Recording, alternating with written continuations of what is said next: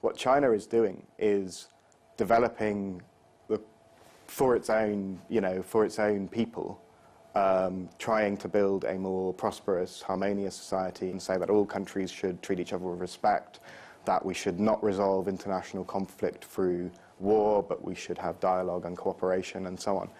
So I think those messages need to be brought to British people. The detailed planning that the Chinese Communist Party leadership have this approach to how are we going to improve everybody's lives in the next 10 years, what are the challenges that are facing China, and particularly the worsening situation internationally. I think that China is handling all of these issues in a very calm and reserved way and, not trying to provoke a conflict, but saying we will defend our own interests, but we don't want this to turn into a conflict.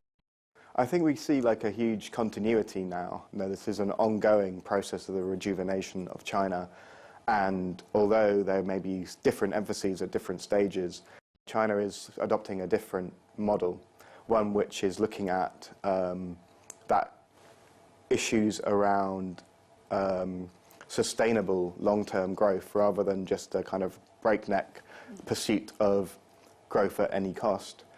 And also one which looks at rounded growth, not having massive disparities between living standards in urban and rural areas, making sure that all the people of the country share in the proceeds of growth. So in all these different areas, I think what you can see is that the Chinese model is superior.